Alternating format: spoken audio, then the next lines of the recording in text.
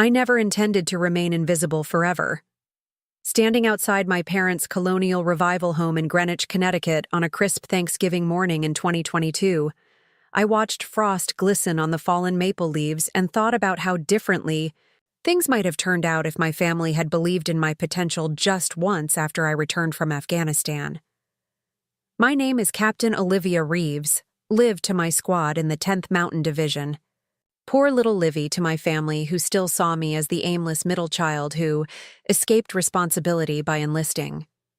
Now I'm the chief security architect at Sentinel Dynamics, the fastest-growing defense contractor on the East Coast.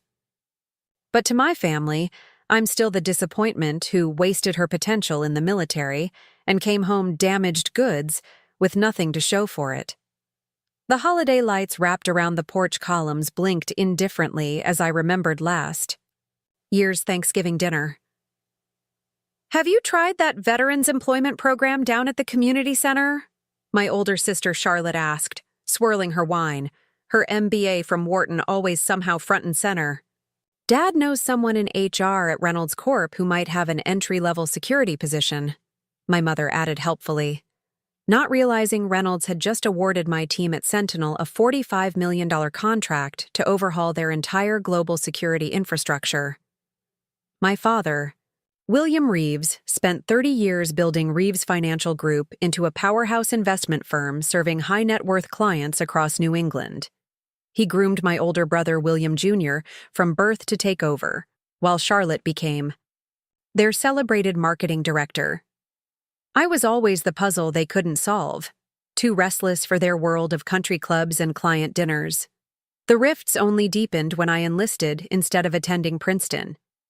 "The Reeves legacy is built on prestige and connections," my father always declared, nodding at Will and Charlotte with their Ivy League degrees and carefully cultivated client relationships. I chose differently. After graduating with honors in computer science from Penn State, I joined the Army instead of taking a safe corporate job. While my siblings built their LinkedIn profiles, I built security systems that protected forward operating bases from increasingly sophisticated cyber attacks. My first combat deployment was to Bagram Air Base. While others focused on traditional threats, I identified vulnerabilities in our remote drone operations that could have been catastrophic. When I finally completed my service after 8 years and 2 Purple Hearts, my mother cried, "At least now you can start building a real career." She didn't know I already had, so I built my civilian career quietly, strategically. My military credentials opened doors, but I had to prove myself all over again in the corporate world. I started at Sentinel Dynamics as a security consultant, quickly identifying critical flaws in their defense contract proposals. Within 18 months, I was leading my own division, though my family still thought I was between jobs and figuring things out. To them, I was still just Livy, the wayward daughter who played soldier and came back with PTSD and a limp from a roadside IED. They didn't know that playing soldier had given me expertise in threat assessment that civilian contractors desperately needed. They didn't know my little consulting job had turned into a directorship managing a team of 30 former intelligence officers and security specialists. Since no one in my family ever bothered to ask detailed questions about my work, beyond whether it provided stable benefits, the misconception remained intact. I took a deep breath and rang the doorbell, adjusting the cashmere scarf that covered the scar along my neck. Another souvenir from Afghanistan that made my mother wince. The door swung open to reveal Charlotte, her face lighting up briefly before settling into that familiar wrinkle of concern. "Liv, sweetie, we weren't sure you'd make it." She hugged me quickly, then whispered, "Dad's in a mood. Reynolds Financial is here. Maybe don't bring up your job situation tonight." Inside, the house buzzed with Thanksgiving preparations. The familiar scent of sage and thyme mingled with the cinnamon from Mom's signature apple pie. Crystal decanters of bourbon and scotch gleamed from the bar cart in the living room, where the men had already gathered. Family portraits lined the hallway. Will's graduation from Harvard Business School, Charlotte's wedding at the yacht club, my parents' 30th anniversary party at the plaza. The only photo of me was from high school graduation, my military commissioning. Photo had mysteriously never made it to the wall. The dining room table was already set with grandmother's Wedgwood china and sterling silver flatware, white roses arranged in the center. Charlotte had been in charge of the place cards as usual. I found mine at the far end, wedged between our second cousin Teddy, who still lived in his parents' pool house at 38, and Charlotte's 6-year-old son, Mason. "Livy," my mother, emerged from the kitchen in a tailored dress and pearls, wiping her hands on a monogrammed towel. "Let me look at you." Her eyes performed their usual assessment, noting my simple blazer and slacks, the practical low heels accommodating my still sometimes painful leg. "You look healthy. Have you been sleeping better? Those circles under your eyes are finally fading." Before I could answer, Will strode in with his standard confidence, trailing Dad and 3 men in expensive suits. "The Davidson account is practically in the bag," he was saying, "just waiting on their board's final approval." My father nodded approvingly, his hand clasped firmly on Will's shoulder.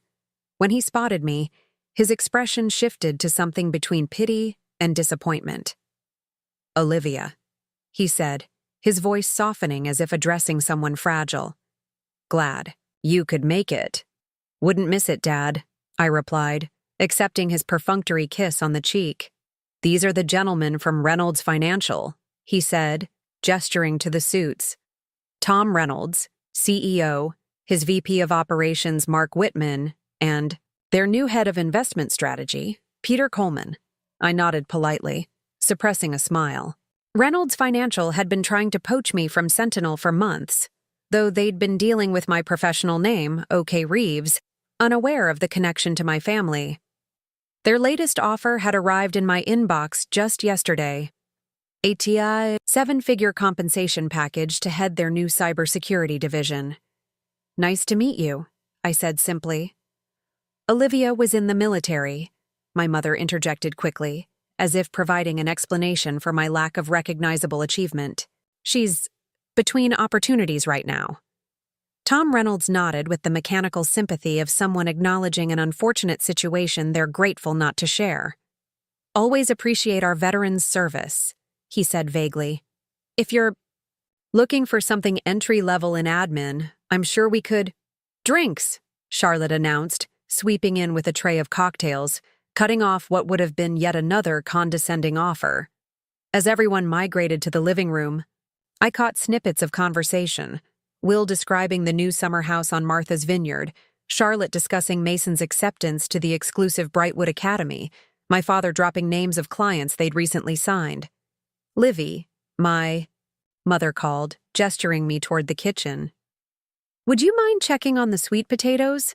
Charlotte and I need to finish the seating arrangement for the charity gala next week." I bit back a retort and headed to the kitchen, where the housekeeper Maria was actually handling everything perfectly well. She smiled warmly at me. "Captain," she said quietly, the only person in this house who still acknowledged my rank. Her son was a Marine. We had a mutual respect my family couldn't comprehend. Through the kitchen door, I could hear my father's booming voice. "This security breach at Westover Industries is killing us. 3 clients on their board, all panicking." "About potential liability." I stiffened. Westover Industries had suffered a massive data breach last month that compromised their intellectual property and exposed thousands of employees' personal information. My team at Sentinel had just been contracted to perform the forensic analysis and security rebuild. "If we could just get a meeting with Sentinel Dynamics," my father continued, "this whole nightmare might be contained. Their new security chief, OK Reeves, is supposedly a miracle worker." "Good luck with that," Tom Reynolds replied. "Reeves is notoriously selective about clients. We've been trying to recruit them for months." "Well, they'll have to meet with us," Will declared confidently. "We're Reeves Financial, after all." I couldn't help myself. Carrying a dish of perfectly browned sweet potatoes, I stepped back into the dining room. Maybe they're not impressed by the name. The room fell silent. My father's drink paused halfway to his lips. My mother's eyes widened, in alarm. Will's jaw clenched. "Olivia," he said sharply, but I didn't stop. "From what I hear, Sentinel doesn't prioritize clients based on prestige. They look at security vulnerabilities, organizational commitment to fixing systemic problems, and whether leadership takes responsibility for failures." Tom Reynolds frowned. "And how would you know that?" "Just what I've heard," I said, placing the sweet potatoes on the table. My father's face darkened. "Olivia, these are serious business matters you know nothing about." Charlotte appeared at my elbow, her smile tight. "Liv, can you help Mom with the cranberry sauce?" In the kitchen, my mother was arranging dinner rolls in a silver basket, her movements precise and familiar. "What was that about?" she asked, her voice low but sharp. "Just making conversation," I replied. "About matters that don't concern you," she countered. "Will has been working on the Reynolds account for months. Your father is trying to contain a potentially disastrous situation with Westover." And I was just, "You were just what? Showing off information you read online? Pretending to understand?" "Corporate security?" Her voice softened to that particularly painful blend of pity and exasperation. "Sweetheart, I know you're still finding your footing since coming home, but this is not the time to try impressing people with random facts. These are significant business relationships." The kitchen door swung open as Will entered, his expression thunderous. "What the hell was that?" he demanded. "Language," our mother murmured automatically. "Sorry, Mom," he said before turning back to me. "You embarrassed me in front of Reynolds. Do you have any idea how hard I've worked to land that account?" I was just, "You've always been reckless," he snapped. "First enlisting when you had a perfectly good acceptance letter from Princeton, then coming back and drifting between whatever odd jobs you've been doing. And now you're undermining family business?" The door creaked again as Charlotte joined the kitchen confrontation, her husband James hovering awkwardly behind her. "Maybe she should go home," Charlotte suggested with manufactured concern. "We don't want to give Dad more stress? The Reynolds account matters more than her feelings." Will didn't hesitate. "She's right. Get your coat, Liv. We don't need a failed soldier spreading misinformation about professional cybersecurity." I looked at them. Will's dismissal, Charlotte's smug superiority, my mother's silent acceptance of their verdict. 4 years of hiding. Everything I'd built since returning from Afghanistan. All for this. "Fine," I said quietly, grabbing my scarf and coat from the mudroom. "But remember this moment. Monday morning's going to be enlightening." James scoffed. "What could you possibly do?" I smiled, thinking of the proposal sitting on my desk at Sentinel, awaiting my signature, OK Reeves, Chief Security Architect, that would determine whether Reeves Financial would be approved as a client after their catastrophic handling of the Westover data breach. "Happy Thanksgiving," I said, stepping into the cold autumn air. The next morning, I walked into Sentinel's headquarters before sunrise. Located in an unmarked building in downtown Hartford, our offices occupied 6 floors. Of a former bank building, a fitting home for a company that specialized in protecting assets of all kinds. "Good morning, Captain Reeves," said Marcus, our head of physical security and a former Army Ranger, as he handed me a steaming mug of black coffee. Only 3 people knew Olivia Catherine Reeves, and the mysterious OK Reeves were the same person. My assistant, my second-in-command, and the company's founder, who had recruited me personally after seeing my work in Afghanistan. If you've ever been underestimated by the people who should have believed in you the most, hit subscribe. Because the next part of this story proves just how powerful quiet competence can be when it finally reveals itself. "The Reeves financial delegation is scheduled for 9 a.m., Marcus said, checking his tablet. "Your father has called twice already, trying to push it earlier." I smiled, settling into my chair in the executive suite. The entire floor was designed to project understated power. bulletproof glass windows overlooking the Hartford skyline, original artwork from combat photographers, soft recessed lighting illuminating walls of security certifications and military commendations, and at the center, my desk made from the steel of decommissioned naval vessels. A quiet testament to the strength that comes from transformation. This was my world, not my parents' kitchen, not their holiday gatherings.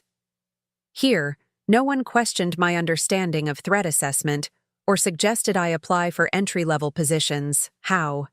Many are coming? I asked, reviewing the Reeves financial dossier one final time. 7, Marcus replied. William Reeves Sr., William Jr., and their security consultant Davidson, plus the Reynolds contingent, Tom Reynolds, his VP Mark Whitman, and their head of investment strategy Peter Coleman. He paused. And your sister Charlotte, of course. Charlotte had recently been promoted to Chief Marketing Officer, tasked with rehabilitating the firm's image after several security missteps had become public. Another title built more on loyalty than merit. I inhaled deeply, still hearing Will's voice from yesterday. Failed soldier. Marcus understood instantly and nodded. I've updated the security team. Everyone knows the protocol. After serving together in Bagram, Marcus could read me better than my own family. He'd joined Sentinel 6 months after I did, bringing a dozen other veterans with him. Now nearly 60% of our employees were former military, a fact that made me particularly proud. Call Lisa in legal, I said. Tell her to be ready with both versions of the proposal. At 8:45, Marcus's voice returned through the intercom. They've arrived early, as expected. Let them wait 20 minutes, I replied. The Roosevelt conference room, not the executive suite. In that quiet time, I centered myself, reviewing the 2 paths forward I'd prepared. Option 1. A comprehensive security solution for Reeves Financial, priced at market rate, contingent on significant internal restructuring of their security protocols. Option 2.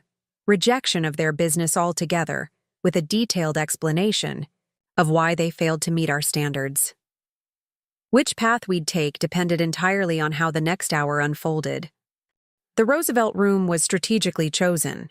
It featured displays of our most significant security interventions, with the Westover Industries case prominently featuring our ongoing remediation work. Let them see exactly what they were asking. 4. At precisely 9:20, I watched through the security feed as Marcus led the Reeves delegation into the conference room. My father pacing impatiently, Will checking his watch every 30 seconds, Charlotte examining the room with poorly disguised interest. The Reynolds team looked increasingly uncomfortable. I adjusted my uniform, not my army dress blues, but the Sentinel executive attire, a tailored charcoal suit with our distinctive silver security badge pinned to the lapel. My hair was pulled back in a tight bun, revealing the scar along my neck that I'd hidden yesterday. Today, it was a badge of honor, not something to conceal. At 9:30 exactly, I nodded to Marcus, who opened the conference room door. Mr. Reeves, gentlemen, ma'am, he announced formally. Please welcome O.K. Reeves, Chief Security Architect of Sentinel Dynamics. I walked in with measured steps, my slight limp evident but unimportant.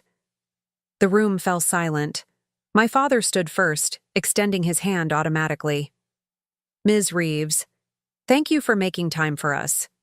We're eager to... His voice died as recognition dawned. Olivia? He whispered, his hand still extended in midair. Will's face contorted in confusion. What is this? Why is my sister here? O.K. Reeves, Charlotte repeated slowly, eyes widening. Olivia Catherine Reeves. I walked calmly to the head of the table, setting down my portfolio. Gentlemen, Charlotte, please be seated. Tom Reynolds recovered first. Captain Reeves, he said, emphasizing my rank with newfound respect. I believe there's been some miscommunication. No miscommunication, I replied evenly. Just incomplete information. Marcus, please distribute the assessment packages. As the folders hit the table, I watched their worlds begin to unravel. Inside each was a comprehensive security audit of Reeves Financial, conducted covertly through public records, client complaints, and vulnerability testing we'd performed on their publicly accessible systems. The results were damning. As you'll see, I began smoothly, Reeves Financial's security posture is more compromised than anyone at this table realizes. Your client data protection is outdated by industry standards. Your employee access controls have critical vulnerabilities. And your response to the Westover situation demonstrated fundamental misunderstandings of proper incident management. My father's face darkened. How did you get this information? This assessment wasn't authorized. No corporate espionage was required, if that's your concern, I replied. 70% of this analysis was constructed from publicly available information. The remaining 30% came from standard penetration testing that any moderately skilled hacker could perform. I clicked the remote. Graphs and charts illuminated the conference room screen, detailing security gaps, response times, and industry comparisons. Your vulnerability score is 78 out of 100. The industry standard is below 40. Without immediate intervention, you're facing a significant breach within 6 months. Will laughed nervously. This is absurd. Our security team assures us. Your security team is 3 people with basic certifications, I interrupted. None with actual field experience. Against sophisticated modern threats, they're utterly outmatched. Charlotte finally found her voice. So, all this time, when we thought you were struggling, I was building one of the most respected security firms in the defense sector, I completed her thought. While you were pitying my little military stint, I was developing expertise that now protects systems handling billions in assets and classified information. My father slowly removed his glasses, pinching the bridge of his nose. Why the deception, Olivia? Why not tell us? The question hung in the air, heavy with years of dismissal and underestimation. Would you have believed me? I asked quietly. When I returned from Afghanistan, you suggested I apply for receptionist jobs. When I mentioned cybersecurity, you laughed and said, "Leave that to the experts, dear." Every success I shared was minimized, every achievement recast as finding my way. Eventually, I stopped sharing. The room fell silent again, broken only by the gentle hum of the ventilation system. Tom Reynolds cleared his throat. If I may, we've been trying to recruit OK Reeves, you, for months. Your work on the Blackwater recovery operation was remarkable. Charlotte frowned. What's Blackwater recovery? A classified operation, I said simply. And the reason for my second Purple Heart. Will shifted uncomfortably. So what happens now? You've made your point, embarrassed us thoroughly. Is this payback for Thanksgiving? I pressed a button, changing the display. Now we make a choice. Option 1. I indicated the screen. Sentinel. Takes on Reeves Financial as a client. Full security overhaul, incident response protocols, staff training. Market rate, no family discount. Contingent on complete restructuring of your current security apparatus. And option 2? My father asked, his voice uncharacteristically subdued. We decline your business, I said simply. With a detailed explanation to your board about why we can't risk our reputation on a client unwilling to implement fundamental security reforms. This is blackmail, Will snapped. This is business, I corrected. The same business decisions you make every day. Risk assessment, cost-benefit analysis, strategic planning. Charlotte studied me with new eyes. And what would these reforms entail? Smart question. Perhaps there was hope for her after all. Complete overhaul of your digital infrastructure. New security leadership. Actual experts. Not just people with theoretical knowledge. Comprehensive staff training. And most importantly, a cultural shift that prioritizes security as a foundation of client trust, not an afterthought. My father leaned forward. The cost? Approximately 20 million over 3 years, I replied. About 8% of what a major breach would cost you in damages, legal fees, and lost business. The Reynolds team exchanged looks. We support this approach, Tom said firmly. Our involvement with Reeves Financial moving forward depends on significant security improvements. Will started to protest, but my father raised a hand to silence him. For the first time in my adult life, my father looked at me not with disappointment or concern, but with something approaching respect. 20 years ago, he said slowly, I made a decision about the future of this company. I decided Will would lead, Charlotte would manage our image, and you? He hesitated. I didn't know what to do with you. Your restlessness, your questions, your different way of seeing things. I interpreted those as weaknesses. He gestured to the security assessment displayed on the screen. Clearly, I was wrong. The admission hung in the air between us, weightier than any apology. We'll take option 1, he said finally, and consider ourselves fortunate that you're willing to work with us at all. Will started to protest again, but Charlotte placed a warning hand on his arm. There's one more condition, I added. The Sentinel team that handles your account will be led by former military personnel. Veterans with actual combat experience in cybersecurity. People who've faced real threats, not just theoretical ones. People like you, my father said.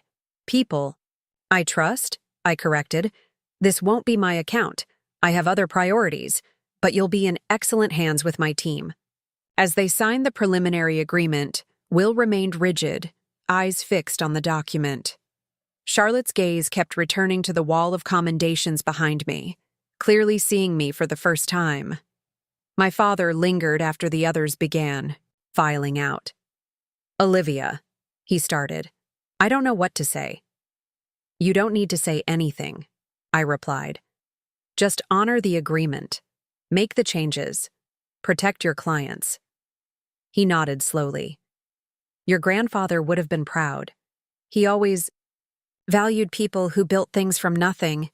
I almost smiled at the irony. My grandfather, the founder of the original Reeves investment firm, had been a combat engineer in Korea before returning to start his business. Another veteran whose early struggles had been minimized in family lore. Marcus will show you out, I said, gathering my materials. My father paused at the door. Will you come for Christmas? The question caught me off guard, so mundane after everything that had transpired. I'll think about it, I answered honestly. After they left, I stood at the window, watching them exit the building below. Marcus stepped in quietly, bringing fresh coffee. That went well, he observed. Better than expected, I agreed. Your sister looked like she'd seen a ghost. In a way she had, I replied. The ghost of who they thought I was. The weeks that followed were a whirlwind of activity. News of my role at Sentinel remained within a tight circle. Client confidentiality was our hallmark. But within the Reeves family, the revelation ricocheted like shrapnel. Sitting in my corner office, I scrolled through the 7th text from Charlotte in 3 days. Each message more conciliatory than the last, each carefully unanswered on my end. The transition team is ready for the initial security assessment at Reeves Financial, announced Sergeant Diaz, my operations director and former Army intelligence specialist.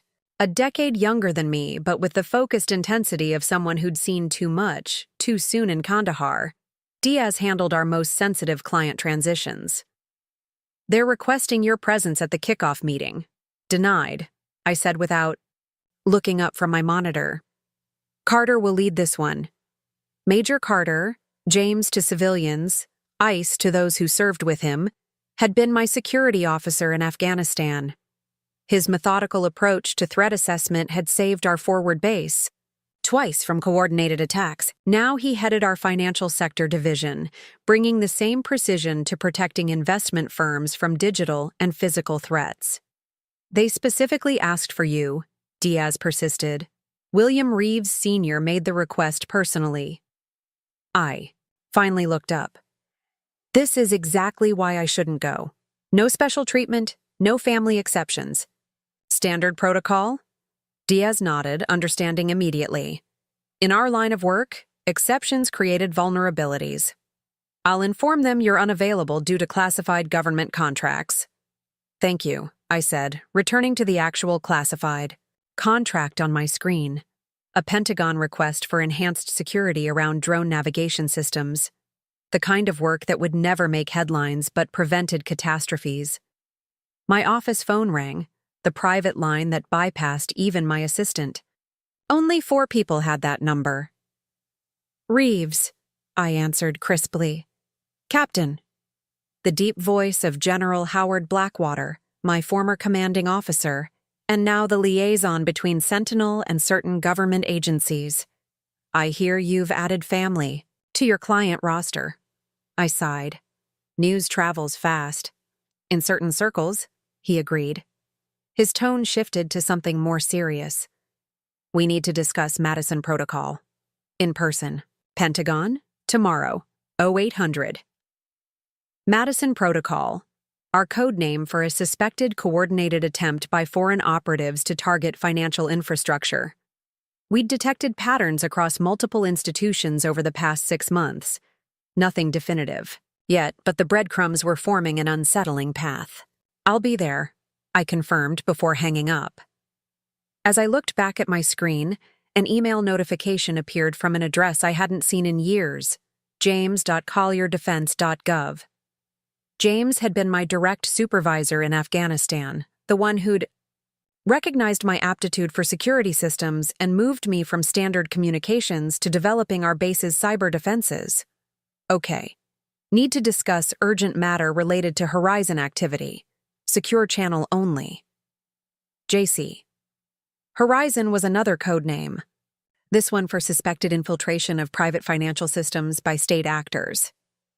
My throat tightened. If James was reaching out after all this time, something significant was brewing. Before I could respond, Marcus buzzed through the intercom. Your brother is in the lobby, Captain. Unscheduled. I checked the security feed on my secondary monitor. Will stood awkwardly in our minimalist reception area, shifting his weight from foot to foot, examining the wall of military photographs. Our employees in various deployment locations, faces often obscured or blurred due to operational security. Send him up, I decided. Standard visitor protocol. 5 minutes later, Will was escorted into my office by 2 security officers. His eyes widened as he took in the space. The wall of monitors displaying global security alerts. The glass, cases holding military commendations, the framed photographs of me with generals and cabinet secretaries. Quite a setup, he said, attempting nonchalance and failing spectacularly. What do you need, Will? I asked, not offering him a seat. We both recognized the power dynamic had permanently shifted. He straightened his tie, a nervous habit from childhood. The security assessment team arrived this morning. Very thorough. That's the point, I replied, finding vulnerabilities before others exploit them. They're requesting access to executive communications, board meeting minutes, client files. He shifted uncomfortably. Sensitive materials. Also the point, I said. You can't secure what you don't examine. Will hesitated, then lowered his voice despite the soundproofed walls. There are certain files, certain client arrangements that require discretion. I studied my brother carefully. William Reeves, Jr., groomed from birth to lead the family empire, now squirming under the prospect of transparency. Are you telling me there are illegal activities in your client files, Will? No, he protested too quickly. Just gray areas, aggressive tax strategies, creative compliance approaches, exposure of which would damage client relationships and possibly trigger regulatory reviews. I finished for him. He didn't deny it. I leaned back in my chair. This is exactly why you need us, Will. If your creative approaches can be exposed by our team, they can be exposed by hackers, competitors, or regulators. Security isn't just about preventing access, it's about ensuring you don't have indefensible vulnerabilities in the first place. We can't just revamp decades of client strategy overnight, Will argued. Some of these relationships go back to grandfather's time. Then you have a choice to make, I said simply. Continue with practices that create existential risk to the firm if exposed, or use this security overhaul as an opportunity to clean house. Will paced the length of my office, stopping at the window that overlooked the central operations floor. 30 analysts monitoring security systems worldwide, half of them in wheelchair-accessible workstations adapted for combat injuries. You built all this? He asked, genuine curiosity breaking through his defensive posture. With others, I acknowledged. Veterans who couldn't find work that utilized their skills. Intelligence specialists considered too damaged for corporate environments. People who understood threat assessment from experience, not theory. Like you, he said quietly. Like me, I agreed. Will turned back, his expression more open than I'd seen in years. I didn't know, Liv, about any of this. About what you were building. You never asked, I pointed out. None of you did. You decided what my military service meant, without ever understanding what I actually did. He had the grace to look ashamed. We all thought, that I was hiding from failure, I supplied. That I couldn't hack it in the real world. That my limp and occasional nightmares were the sum total of what I brought back from Afghanistan? Will nodded slowly. Dad keeps your security assessment on his desk now. Reads it every morning like religious text. I've never seen him so humbled. I didn't respond. Years of dismissal couldn't be erased by one moment of recognition. Charlotte's beside herself, Will continued. Keep saying she should have known, should have seen it. She's reviewed every conversation you've had in the past 4 years, looking for clues she missed. And you? I asked, curious despite myself. Will considered the question seriously. I'm trying to understand how my little sister became one of the most respected security experts in the country while I was dismissing her as directionless. He paused. And I'm trying to figure out what that says about my judgment in other areas. It was the most self-aware statement I'd ever heard from him. Start by being honest with the assessment team, I advised. Their job isn't to judge your business practices, only to identify security vulnerabilities. What you do with that information is your decision. He nodded, some of his usual confidence returning. I should get back. The team is waiting. He hesitated at the door. Will you be at Mom's birthday next month? I hadn't decided. Part of me wanted to maintain professional distance, keeping family and business separate. Another part recognized an opportunity to redefine these relationships on new terms. Maybe, I said noncommittally. After Will left, I returned to the encrypted email from James Collier, scheduling a secure video conference for that evening. Whatever was happening with Horizon, it was escalating. At 7:30 p.m., long after most of the staff had departed, I sat alone in our secure communications room, waiting for the connection with James. The screens flickered to life, revealing his familiar face, now sporting more gray hair and deeper lines around his eyes than when we'd served together. Captain Reeves, he said formally, though his expression conveyed genuine warmth. Good to see you. Likewise, sir, I replied. What's the situation with Horizon? Always direct, James skipped the pleasantries. We've detected a pattern suggesting targeted infiltration of 16 financial institutions over the past 4 months. Subtle intrusions, dormant malware, exfiltration protocols designed to activate simultaneously. My mind immediately began connecting dots. Coordinated financial system attack? That's our assessment, he confirmed. Targeting firms with specific client profiles, defense contractors, energy companies, infrastructure developers. A chill ran through me. Like a preparation for something larger. Precisely. James leaned closer to the camera. One of the targeted firms is Reeves Financial. The revelation shouldn't have surprised me. My family's firm handled investments for several defense industry executives and energy sector leaders. But the personal connection still landed like a physical blow. How compromised? I asked. Professional. Detachment snapping back into place. Initial infiltration only, as far as we can tell.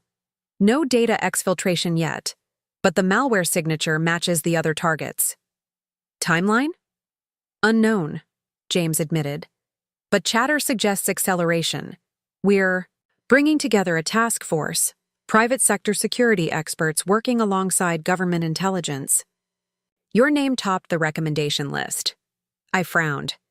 Because of my connection to Reeves Financial? Because you're the best, James corrected. The family connection is coincidental, though potentially useful for access. I considered the implications. Taking on a government security task force would mean delegating my normal responsibilities at Sentinel. But if Reeves Financial was among the targets, my family's company was at risk regardless of our recent security measures. The infiltration had likely occurred months ago, lying dormant until some predetermined trigger. Send me the briefing package, I decided. I'll review tonight and give you my answer in the morning.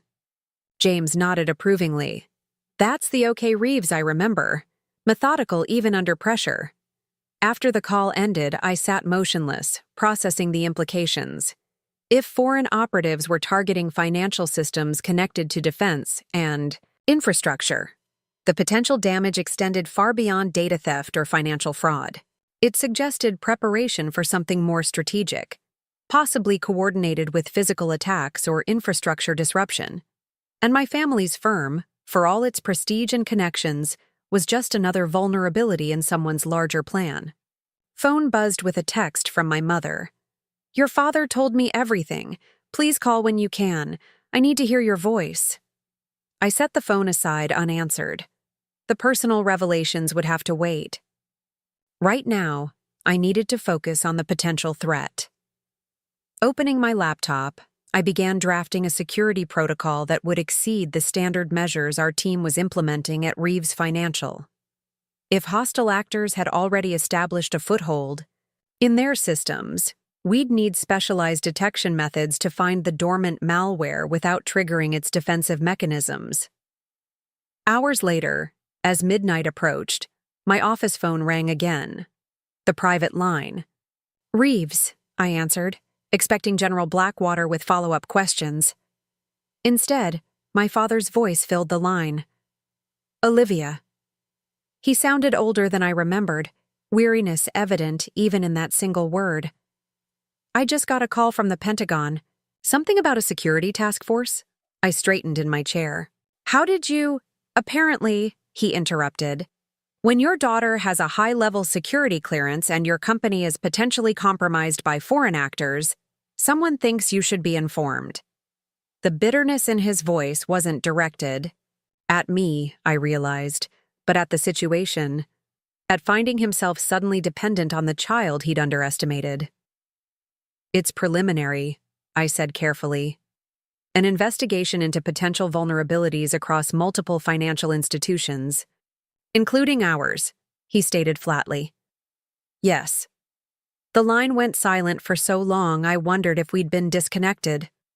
Finally, he spoke again, his voice subdued. I built this company on trust, Olivia. Client confidentiality, discretion. The idea that we're compromised, that someone has been inside our systems without our knowledge. He didn't finish the thought, but I understood. For a man who prided himself on control and security, the violation was personal. Nothing has been confirmed. Yet, I said, softening my tone slightly. And if there is intrusion, we'll handle it. We.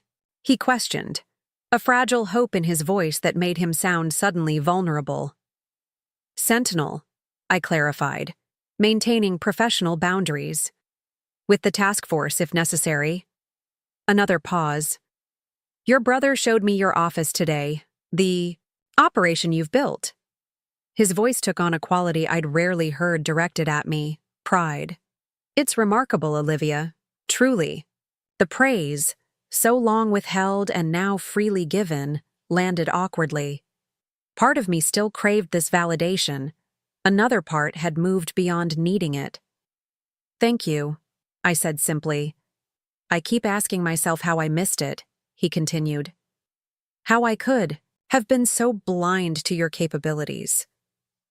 It was a question I'd asked myself repeatedly over the years, but hearing it from him directly stripped away my practiced indifference. "You saw what you expected to see?" I answered honestly. "You decided who I was when I chose the military instead of Princeton, and nothing I did afterward could change that perception." "I was wrong," he admitted, the words clearly difficult for him. "About so many things."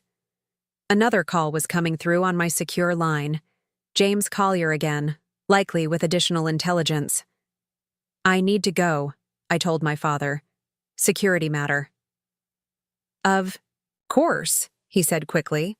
"But Olivia, whatever happens with this investigation, whatever they find in our systems, I'm glad you're the one handling it." As I switched to the secure line, I realized something had fundamentally shifted. The wall between my family life and professional identity had suddenly dissolved. After years of compartmentalization, my two worlds were colliding, and the stakes couldn't be higher.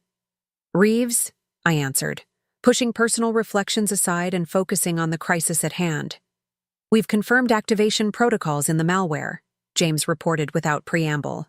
"All 16 targets, synchronized for 0-hour execution within 72 hours. 3 days. Whatever the attackers had planned, it was happening now." "I'm in," I said decisively. "Task force, full clearance, whatever you need. But I want my team involved. These are the people I trust."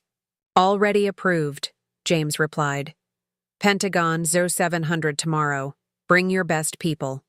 He paused. "And, Captain, the country needs that strategic mind of yours again." As I hung up, I stared at the wall of commendations and photographs, visual, reminders of challenges overcome, missions completed, lives saved. This would be different, more complex, potentially more devastating if we failed, and infinitely more personal. I pressed the intercom. "Marcus, call in the Alpha team. Full briefing in 30 minutes. And contact Major Carter. I need him to suspend the Reeves financial implementation immediately. Priority override." Then I texted my mother back. "Can't talk now. Security situation. We'll call when resolved." The familiar calm of operational focus settled over me as I prepared for the briefing. This was what I was trained for: crisis response, threat mitigation, protecting vital systems. Only this time, I wasn't protecting anonymous infrastructure or distant bases. I was defending my family legacy alongside national security, proving not just my worth, but the value of every veteran who'd been underestimated upon returning to civilian life. The Pentagon's Cyber Command Center hummed with controlled urgency. Analysts in both military uniforms and civilian attire moved purposefully between workstations, their faces illuminated by the blue glow of monitors tracking potential incursions across global financial networks. The massive display at the front of the room mapped the 16 compromised institutions, red indicators pulsing ominously against the digital landscape. I'd arrived with my core team at 0630, Marcus handling physical security protocols, Diaz coordinating intelligence analysis, Rodriguez overseeing technical response, and Chen managing communications security. All former military with combat experience, all experts in crisis management. We'd formed this rapid response unit at Sentinel specifically for situations like this, though I'd never anticipated it would involve my family's company. "Captain Reeves," General Blackwater acknowledged as we entered the secure briefing room adjacent to the main operations center. "Your team is cleared for Level 4 access. All information stays in this facility until further notice." James Collier nodded from across the table, surrounded by intelligence analysts and representatives from Homeland Security. "We've identified the infiltration vector," he began without preamble. "Custom spear phishing campaign targeting specific executives with access to trading platforms and fund transfer protocols." Rodriguez, our head of technical operations and former Navy cryptologic warfare specialist, leaned forward. "Payload characteristics?" "Multi-stage," answered a young analyst from the NSA. "Initial compromise established persistent access, followed by dormant modules designed to evade standard security sweeps. Final stage delivered approximately 6 weeks ago. Logic bombs set to execute specific functions across all target systems simultaneously." "Functions like what?" I asked, though I already suspected the answer. James slid a tablet across the table. "Coordinated liquidation of specific holdings, mass transfer authorizations, and systematic deletion of transaction records. If executed successfully, billions would disappear within minutes, transferred through a series of shell accounts before anyone could react. Creating market chaos while enriching the attackers," I concluded. "Classic destabilization tactic." "With a twist," added General Blackwater. "The targeted holdings are concentrated in defense contractors, energy infrastructure, and transportation systems. The market impact would cascade beyond financial damage." My mind rapidly processed the implications. They're not just after money. They're attempting to create vulnerabilities in critical infrastructure by destabilizing the companies that maintain it. "Precisely," confirmed James. "We're looking at a sophisticated attempt to create multiple simultaneous crises: financial panic, operational disruptions at key facilities, and erosion of public confidence in fundamental systems." I turned to the NSA analyst. "Attribution?" "Multiple indicators point to advanced persistent threat 29, but with unusual characteristics suggesting collaboration between previously distinct threat actors." "Timeline to activation?" asked Diaz, already pulling up deployment scenarios on her tablet. "The trigger appears to be market-based," James explained. "Programmed to execute when the S&P 500 hits a specific threshold, likely during regular trading hours within the next 72 hours based on current trajectories." General Blackwater fixed his gaze on me. "Captain Reeves, your team's task is specifically focused on Reeves Financial. Given your unique access and familiarity with their systems, you'll lead the containment effort there while coordinating with the broader response." I nodded, professional detachment firmly in place despite the churning in my stomach. "Has Reeves Financial been notified of the specific threat?" "Partial briefing only," James replied. "They know there's a credible cybersecurity threat requiring immediate cooperation with a government task force. Details of the larger operation remain classified." "We'll need full system access," I stated. "Executive level, without restrictions." "Already arranged," General Blackwater confirmed. "Your father has authorized complete cooperation." The meeting continued for another hour as we refined the response strategy. Our approach would be methodical: identify the malware without triggering its defensive mechanisms, develop containment protocols, create a synchronized neutralization, plan across all affected institutions, and establish backup systems to maintain critical functions during remediation. By 0800, we were boarding military transport helicopters headed for Reeves Financial's headquarters in Greenwich, Connecticut. The irony wasn't lost on me, returning as a savior to the building where my capabilities had been dismissed for years. "You okay, Captain?" Marcus asked quietly as the helicopter lifted off, the Pentagon shrinking beneath us. "Focus on the mission," I replied, neither confirming nor denying the emotional complexity of the situation. He nodded, understanding perfectly. In combat zones, we'd learned to compartmentalize personal feelings when objectives required absolute clarity. The helicopter touched down on the rooftop landing pad of Reeves Tower at Aero 845. My father stood waiting with Will and 3 members of their executive team, all looking simultaneously concerned and confused at our military precision arrival. "Olivia," my father began as we approached. General Blackwater said, "Security briefing first," I interrupted. "All business. Secure room, executive access only, no electronic devices." Will started to protest but fell silent when he saw the gravity in my expression. 10 minutes later, in the wood-paneled boardroom that had hosted countless million-dollar deals, I laid out the situation in clinical terms. Your systems have been compromised by a sophisticated threat actor with strategic intent. The infiltration occurred approximately 4 months ago through targeted executive phishing campaigns. "Phishing?" repeated Edward Hamilton, the firm's aging chief investment officer. "Impossible. We have training against that sort of thing." Diaz activated a display showing exact replicas of the spear phishing emails. These weren't standard attempts.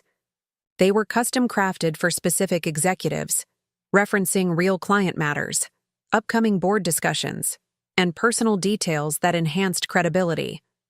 Will paled visibly as he recognized several emails he had personally opened and acted upon. "The attack is part of a coordinated campaign targeting 16 financial institutions simultaneously," I continued. "The malware is designed to execute within the next 72 hours, triggering automated liquidation of specific holdings and unauthorized transfers." "My God," whispered my father. "Client accounts. Primarily those connected to defense, energy, and infrastructure sectors," I confirmed.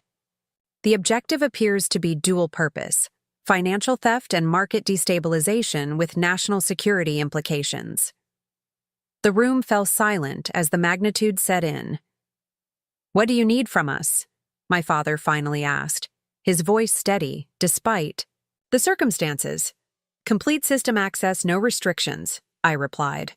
"Isolation of critical networks from external connections, full cooperation from your IT staff and executives, and absolute discretion.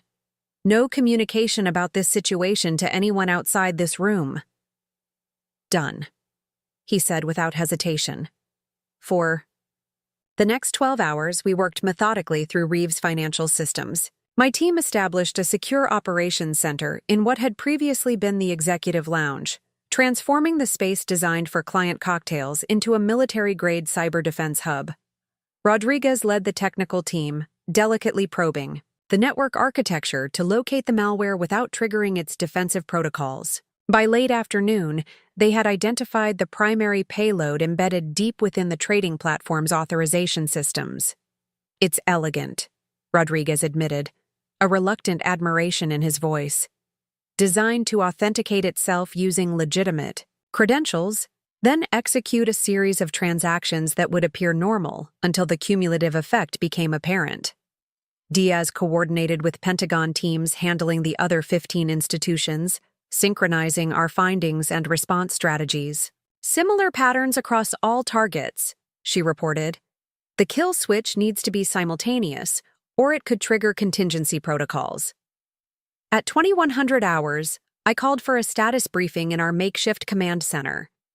The day's intensity showed on everyone's faces, my team operating with military precision, the Reeves financial staff struggling to process both the threat to their company and the revelation of exactly what kind of operation I was running. "We've mapped the infiltration completely," reported Chen, our communications security specialist. "Dormant modules in trading platforms, backup systems, and authentication protocols, all designed to activate when the S&P hits 4,050, likely tomorrow given market projections." "Containment strategy?" I asked.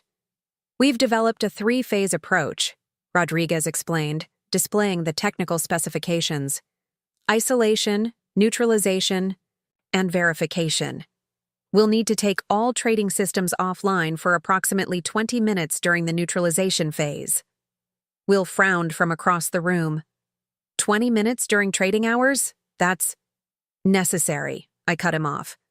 Unless you prefer billions in client funds disappearing permanently. He subsided, chastened. My father had remained largely silent throughout the day, watching the operation with a mixture of concern for his company and growing recognition of my capabilities. Now he spoke up. What's the likelihood of success? High. If executed precisely, I answered honestly, but contingent on synchronization with the other targets. If even one institution's response fails, the attackers could adapt and modify their approach. As the briefing concluded, I noticed my father lingering near the door. "A word, Olivia?" he requested quietly. I followed him into his private office, a space I'd entered only a handful of times in my adult life, always as a disappointment to be counseled rather than a professional to be respected. He closed the door and moved to the window overlooking the Connecticut landscape, now dark except for scattered lights. "I've been in this business for 30 years, he said without turning. Built systems, relationships, safeguards, prided myself on protecting our clients' interests." He finally faced me. "And I never saw this coming. Never even understood it was possible." I remained silent, recognizing this wasn't a question but a confession. "But you did," he continued. "You saw these threats years ago, built an entire company around addressing them, while I was suggesting you apply for receptionist positions." His laugh held no humor. "The spectacular arrogance of my ignorance is humbling." "This isn't about vindication," I said evenly. "It's about neutralizing a threat to national security that happens to include your company." "I know," he acknowledged, "and I'm grateful. But it doesn't erase the fact that I fundamentally misunderstood what you've become, what you built while we were dismissing you. The moment stretched between us, laden with years of misaligned expectations and mutual disappointment. Your team respects you," he observed, "not just professionally. The way they respond to your leadership, the trust they place in your decisions, that's something money can't buy." "We've been through combat together," I explained simply. "Actual life and death situations tend to cut through bureaucratic nonsense and establish real trust." He nodded slowly. "I see that now." He gestured toward the command center. "I see you now, Olivia." The acknowledgement should have felt more satisfying than it did. Instead, it simply underscored how unnecessary his validation had become to my sense of purpose and identity. "Get some rest," I advised. "Tomorrow will be demanding for everyone." As I turned to leave, he called my name once more. "For what it's worth, I'm proud of you. Not just for saving the company, but for building something significant on your own terms." I nodded once, accepting the sentiment without needing it, and returned to the operations center where real work awaited. At 0600 the next morning, I reconnected with the Pentagon task force via secure video conference. James Collier looked like he hadn't slept, his expression grim as he reported on developments across the other targets. "Two institutions have more extensive compromise than initially assessed," he informed us. "We're adjusting the containment, timing to accommodate the additional complexities. New synchronization set for 10:30 hours, assuming market opens as projected." General Blackwater appeared on screen. "Captain Reeves, your team's assessment is the most comprehensive we've received. I'm designating you as coordination lead for the neutralization phase." I acknowledged the assignment, understanding its significance. The response to a sophisticated attack against multiple financial institutions, a potential crisis of national security proportions, would be led by a woman whose own family hadn't believed her capable of meaningful contribution just days earlier. As markets prepared to open, tension built in our command center. Diaz monitored communications with the other 15 response teams. Rodriguez finalized the technical counterattack protocols. Chen secured our own communications against potential monitoring. Marcus oversaw physical security, ensuring no unauthorized personnel could disrupt our operations. At precisely 0930, markets opened with strong upward momentum, pushing the S&P closer to the trigger threshold. Analysts projected we had approximately 1 hour before reaching the critical 4,750 mark. "All teams in position," Diaz reported at 1,000 hours. "Final confirmation protocols initiated." On the main display, status indicators from all 16 targets glowed amber, signaling readiness. In 20 minutes, we would initiate the most coordinated cybersecurity response in financial history. Will entered the operations center, his typical confidence replaced by nervous energy. Clients are starting to notice the system maintenance. Notifications. Several major accounts are demanding explanations. Standard response only, I directed. Scheduled security updates. No elaboration. He nodded, accepting my authority without question. A first in our relationship. At 10:25, the S&P hit 4,745. 5 points from triggering a potentially devastating attack. Final authorization, came General Blackwater's voice through the secure line. Captain Reeves, you have operational control. Execute at your discretion. I surveyed the room once more. My battle-tested team ready for action. The financial executives watching with a mixture of awe and apprehension. My father standing quietly by the door, witnessing his daughter command a national security operation. From his own boardroom. Execute containment protocol, I ordered. Phase 1 initiate. Across 16 financial institutions, systems began controlled shutdowns, isolation procedures activated, and specialized detection protocols launched simultaneously.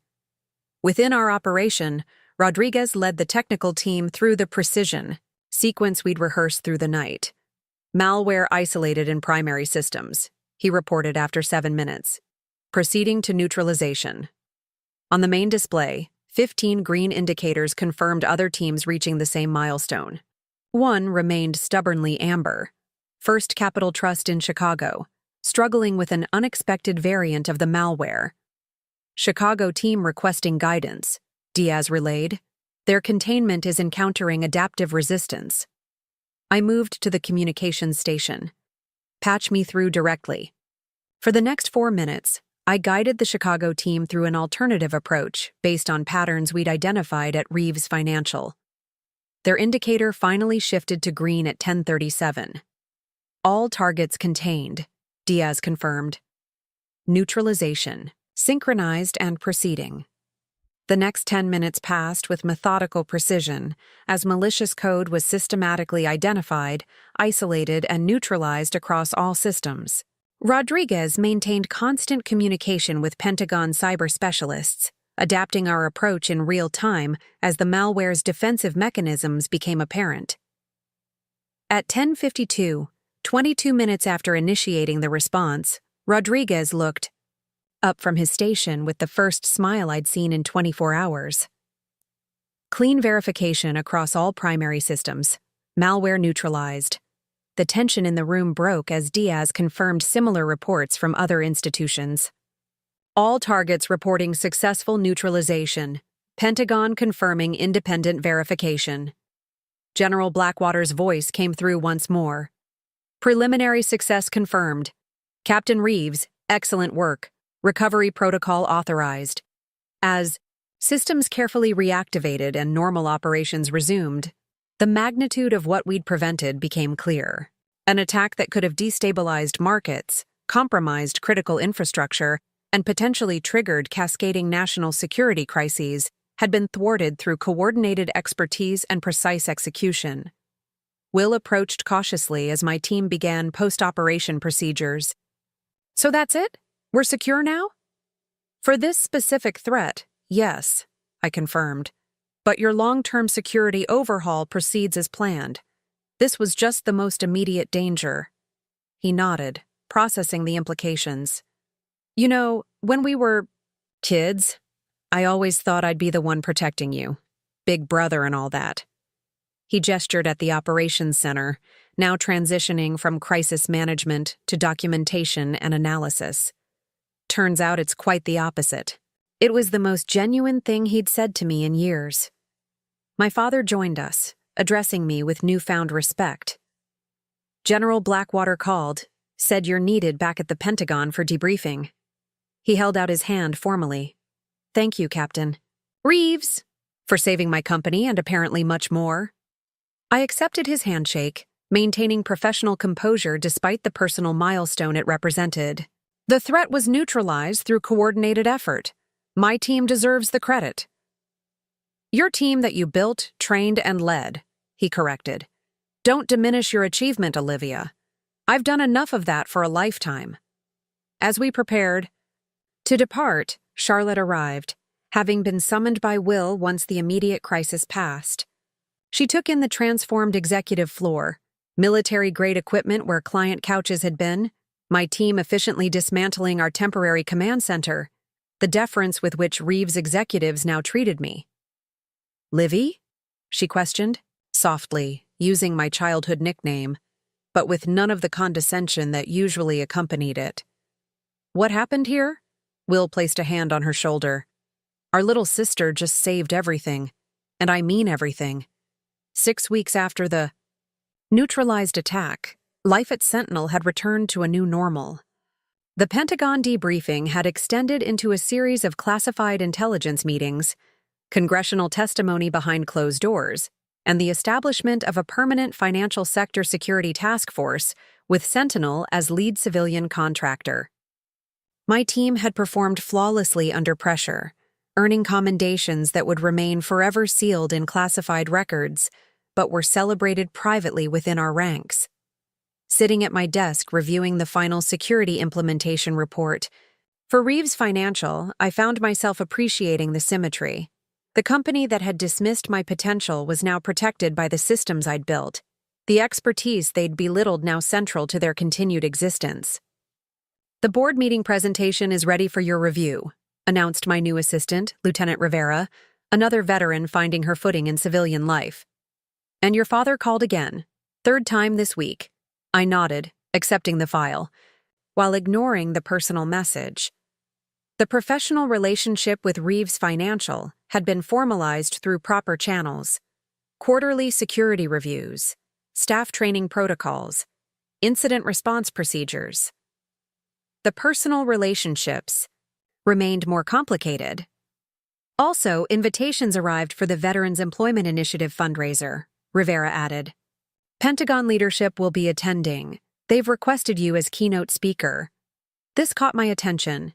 The annual gala supported programs helping veterans transition to civilian careers, precisely the challenge I'd faced upon returning from Afghanistan with invisible skills that corporate America largely failed to recognize. Accept, I decided, and have Marcus coordinate security arrangements.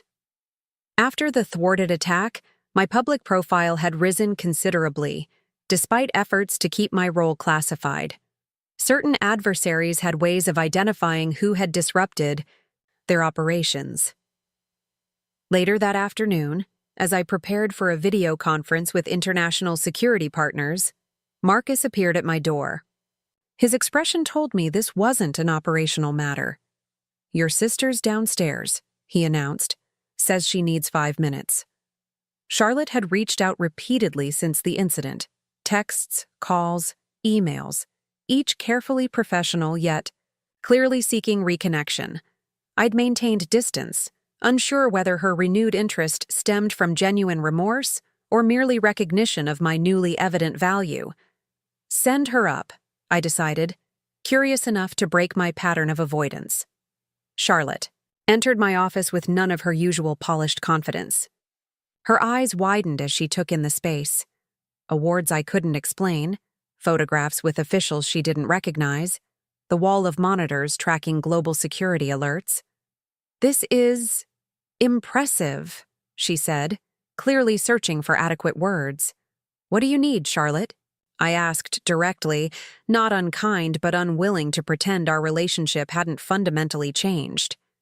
She sat carefully in the visitor's chair, smoothing her skirt with nervous hands. I'm heading the new client security education program, she began.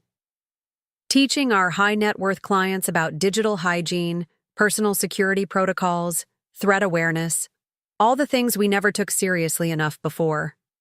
I nodded, waiting for her to continue. I'm not qualified, she admitted bluntly.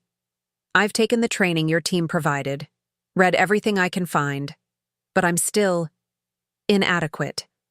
Clients deserve better. The admission of inadequacy, from Charlotte, of all people, was striking. My sister had spent her entire life projecting unshakable confidence, securing her position within the family hierarchy through unwavering certainty in her own capabilities. "So find someone qualified," I suggested practically. She met my eyes directly. "That's why I'm here.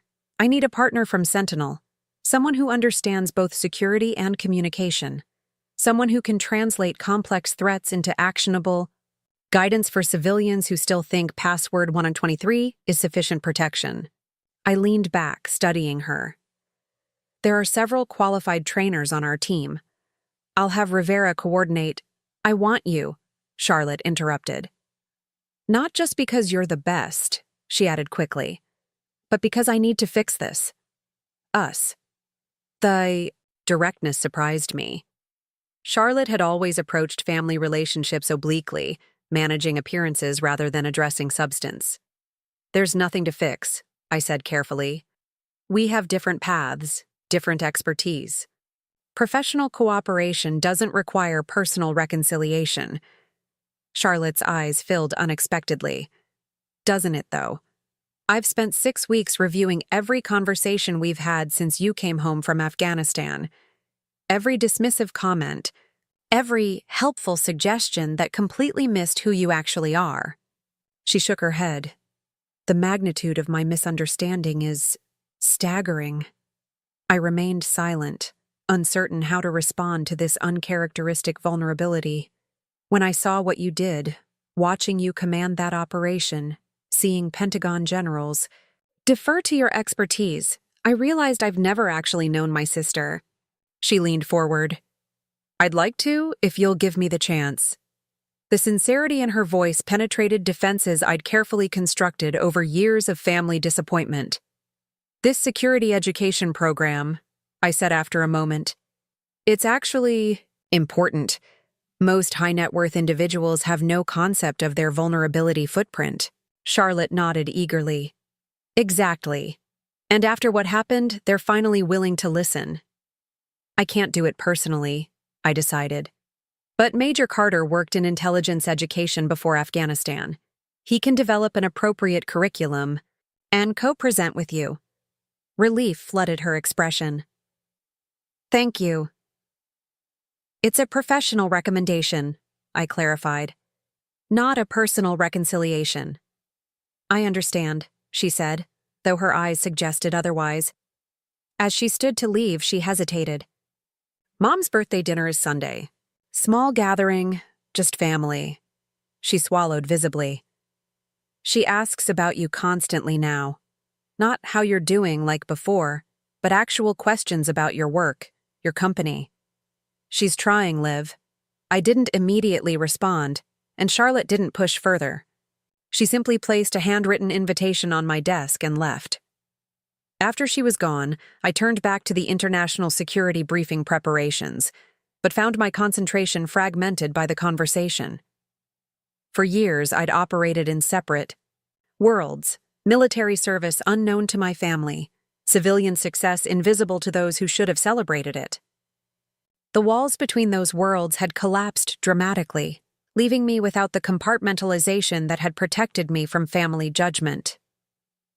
The following Sunday evening found me standing once again outside my parents' home, this time by choice rather than obligation. The evening was mild for November, dried leaves skittering across the manicured lawn as I approached the familiar door.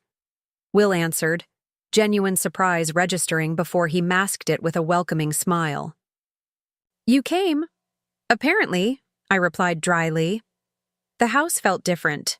Or perhaps I was seeing it differently.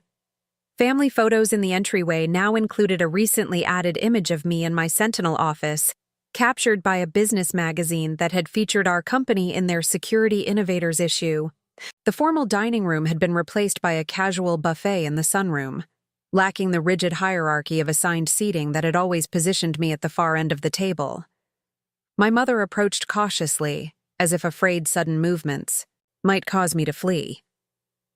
"Olivia?" she said warmly. "Thank you for coming." She gestured to the buffet. I made your favorite, herb-roasted lamb. At least it used to be your favorite. I realize I might be working with outdated information. The self-awareness in this acknowledgement was new. Still accurate, I confirmed, allowing a small smile. Dinner. Conversation flowed with surprising ease. Rather than talking around me or offering unsolicited career advice, my family asked genuine questions about Sentinel, about the veterans I employed, about the security landscape. They listened to my answers with attentive interest, absorbing information rather than waiting for opportunities to redirect the conversation. After dessert, my father invited me to his study, a sacred space previously reserved for business discussions. With Will or important clients, "I have something for you," he said, retrieving a worn leather portfolio from his desk drawer. "Found this while reorganizing some old files." He handed me the portfolio, its surface cracked with age. Inside were yellowed newspaper clippings, military commendations, and photographs of a young man in Korean War-era uniform. "Your grandfather," my father explained unnecessarily. "Before he founded Reeves Financial." I examined the materials carefully, citations for bravery under fire, engineering awards for innovative field fortifications, letters from commanding officers praising his strategic thinking, an entire military career I'd never known about, carefully preserved yet never discussed. "He never talked about his service," my father said quietly. "Not even to me. Said civilian life required different skills, different measures of success." He met my eyes directly. I think I misunderstood his silence as dismissal, when perhaps it was protection, maybe even pain. The parallel to my own silence about military accomplishments hung unspoken between us. "He would have understood you," my father continued. "In ways I failed to." He gestured to the portfolio. "These belong with someone who appreciates their true value." The gesture, acknowledgement of both my grandfather's service and my own, carried meaning beyond the physical items. Not apology exactly, but recognition of a legacy that ran through our family in ways more complex than the financial empire, that had defined our relationships. "Thank you," I said simply, accepting both the portfolio and the sentiment behind it. As I prepared to leave, my mother pressed a container of leftovers into my hands, a motherly gesture unchanged since childhood. While Will and Charlotte lingered nearby, our new dynamic still finding its equilibrium. "The Veterans Employment Initiative Gala," my father said suddenly. "Your mother and I would like to attend, as supporters," he added quickly, "not to intrude on your professional space." I considered the request, weighing the merging of worlds that had once been carefully separated.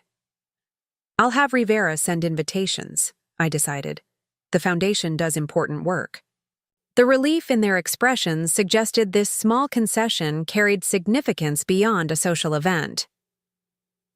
3 weeks later, I stood at the podium in the Washington Convention Center ballroom, addressing 500 business leaders, government, officials, and military personnel about the untapped potential of veterans in the civilian workforce. The lights made it difficult to see individual faces in the audience, but I knew my family occupied a table near the front, witnessing this aspect of my life by invitation rather than revelation. The skills that protect our nation in combat zones transfer directly to civilian challenges, I told the gathered crowd. Strategic thinking under pressure, operational excellence with limited resources, leadership tested by real consequences. These are assets any organization should value, yet too often go unrecognized when uniforms are exchanged for business attire.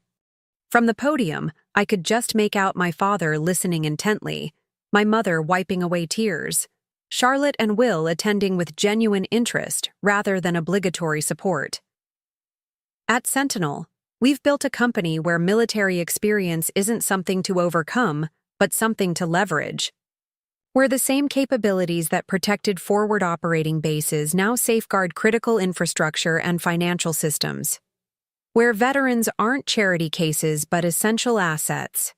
I concluded with the announcement of Sentinel's new training, program, fully funded scholarships for veterans seeking cybersecurity certification, with guaranteed job placement for graduates. The initiative represented both professional strategy and personal mission, creating pathways I had forged alone with difficulty, but could now pave for others. The standing ovation that followed felt like validation, not just of the program, but of the journey. From underestimated middle child to recognized security leader, from family disappointment to professional exemplar. As I rejoined my team at our table, Marcus nodded approvingly while Diaz discreetly wiped away uncharacteristic tears.